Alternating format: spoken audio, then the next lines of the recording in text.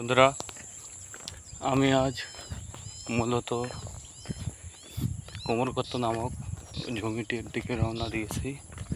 তো জমিটি দেখতে আসা আমার মূল উদ্দেশ্য হচ্ছে, এখন আশ্বিন মাস চলছে, জমিতে কতটা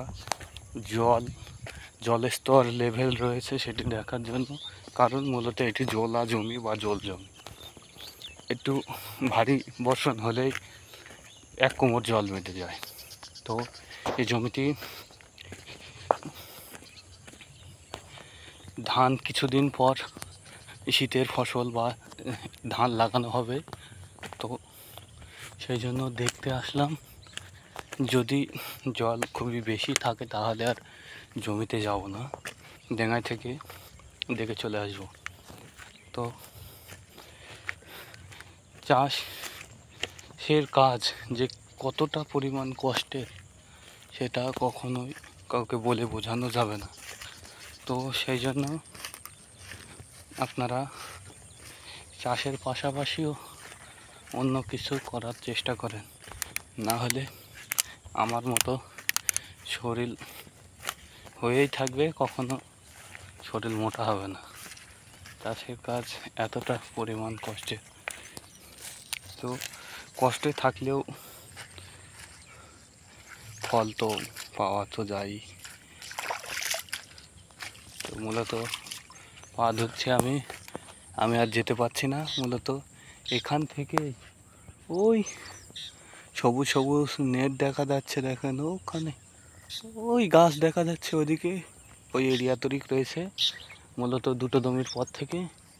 এখন কিছুদিন আগে আমি এসেছিলাম, এসে দেখে গিয়েছিলাম যে জল কমে গেছে। এখন এসে দেখছি জল আরও বেড়েছে। মানে কিছুদিন আগে আমাদের এদিকে হালকা পাতলা বৃষ্টি হয়েছিল, সেই বৃষ্টির জল মূলত জল জমি, সেই জন্য জল বেঁধে ফের নিচে চলে গেছে, জল ওপর থেকে গড়িয়ে ওপরের জমিগুলো থেকে। তো এই জমিটাকে মূলত কুমোর গর্ত বলে থাকে মানুষ। কারণ এখানে আগের ঈশ্বরচন্দ্র বিদ্যাসাগর আমলে আমি শুনেছি নাকি বাপদাদার মুখে কুমোররা বসবাস করত। তো সেই নাম অনুসারে এখানে কুমোর গর্ত নামকরণ করা হয়েছে। বলতো নাকি তেনারা এখানে মাটি কাটত এবং মাটির আসবাবপত্র তৈরি করত।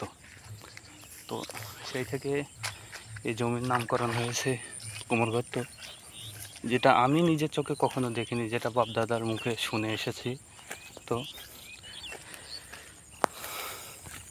এই আমার পাশের এই সাইডের এই ধানটা, এটাও কিন্তু জলা জমিতে রয়েছে, কিন্তু আমাদের জমির ছাড়া শতগুণে এক কোমরের ওপরে ডেঙ্গা জমি। এগুলো যেগুলো আমি হাঁটছি এগুলো ডেঙ্গা জমি। তো ভিডিও আমার দ্বারা ভালো হয় না বা ভালো পারি না, আস্তে আস্তে সমস্যার সমাধান করে ফেলবো ইনশাল্লাহ। তো ভিডিওটি আজকের মতো এ পর্যন্তই।